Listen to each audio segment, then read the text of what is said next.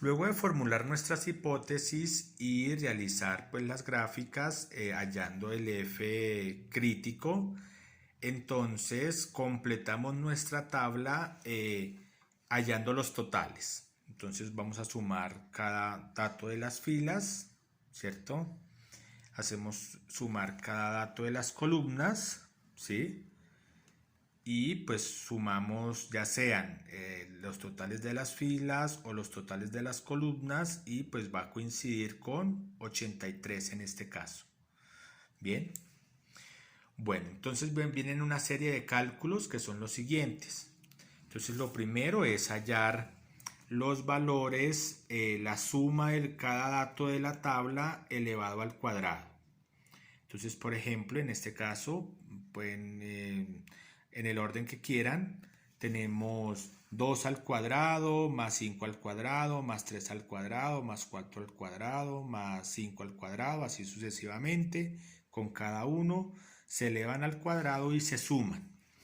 Bien, al realizar la suma, en este ejercicio nos dio 453, ¿sí?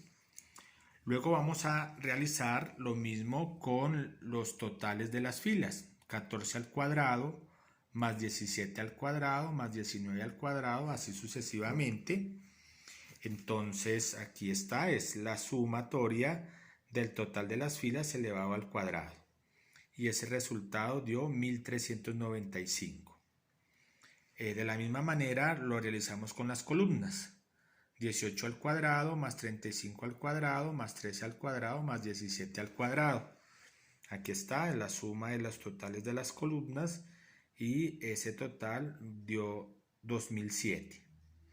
Bien. Bueno, entonces con base a estos datos vamos a hallar las variaciones. Entonces tenemos aquí lo siguiente. La variación va a ser la sumatoria de las x al cuadrado que nos había dado 453 menos el total de los totales de la tabla, es decir 83, en este caso es el número que tenemos aquí en esta última casilla. Bien, entonces es 83 al cuadrado dividido en el número de filas por el número de columnas. Y esta parte de la operación se va a repetir en cada uno de los procesos de las variaciones. Entonces vamos a hallar primero la variación V, que va a ser nuevamente la suma de cada dato al cuadrado menos este término, y en este caso nos da 108,55. Hacemos con lo mismo, bueno, algo parecido con la variación entre filas. Entonces tenemos variación entre filas. Aquí, mucho cuidado, hay que dividir 1 sobre el total de columnas, ¿sí? Ahí en las diapositivas está 1 sobre C. Entonces eso hace referencia al número de columnas, aunque estemos hallando la variación de filas. Este valor de aquí del denominador hace referencia al total de columnas. Bien, por el total de del total de las filas al cuadrado, que nos había dado 1395 menos este mismo factor, ¿sí? Entonces en este caso, al hacer la operación, todos estos datos tienen que ser positivos, nos da 4.3. Ahora, variación entre columnas, tenemos 1 sobre 5, entonces este 5 no es el número de columnas, sino el número de filas. Entonces en la diapositiva está 1 sobre f, por la sumatoria del total de columnas al cuadrado que nos había dado 2007 por este mismo factor que se repite en cada uno de los pasos anteriores. Al hacer esta resta nos resulta 56.95. Y la variación aleatoria es la resta de estos tres valores en este orden: variación menos variación de fila menos variación de columna. Al hacer la resta entre estos tres nos da 43.3. También un valor tiene que ser positivo. Bien, bueno, ahora con base a estos datos que tenemos aquí, vamos a hacer el formato de ANOVA, que es aquí una tabla cuyo propósito es hallar el F de contraste tanto para las filas como para las columnas. Entonces tenemos variación entre filas, empezamos con esto, la variación entre filas, los grados de libertad, que es el número de filas menos 1, o sea 4, o sea, este valor va a estar dividido por este valor por 4 por sus grados de libertad y nos resulta 1.075. Bien, algo parecido vamos a hacer con la variación entre columnas, que nos dio 56.95, que es este valor de acá. Va a ser dividido por sus grados de libertad, que es el número de columnas menos 1, o sea 4 menos 1, 3. Al hacer esta división nos da 18.98. Luego hacemos la variación aleatoria, que fue la última resta que hicimos aquí, 47.3, por sus grados de libertad, que es el número de filas menos 1 por número de columnas menos 1, o sea, esto nos da 4 por 3, 12. Este número va a estar dividido por 12 y nos da 3.941.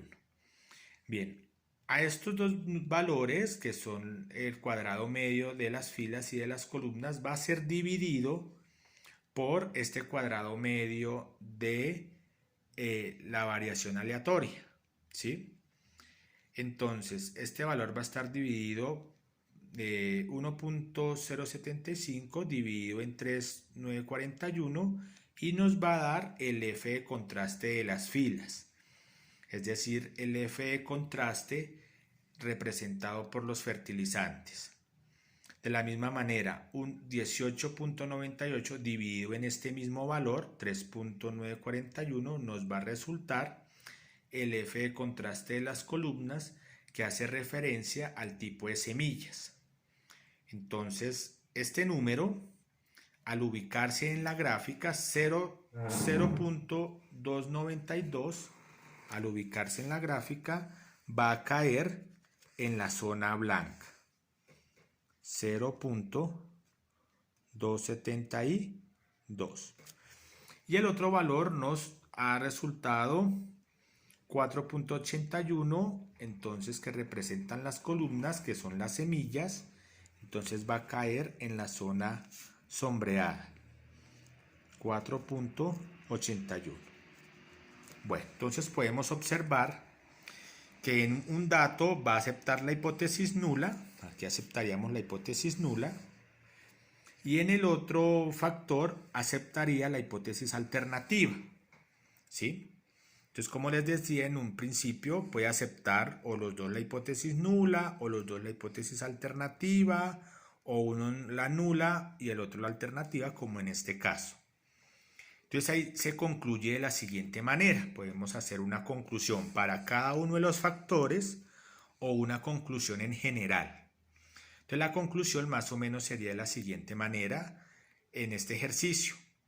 A un nivel de confianza del 95% se puede determinar que la producción de kilos de trigo está influenciada por el tipo de semilla y no por el tipo de fertilizantes.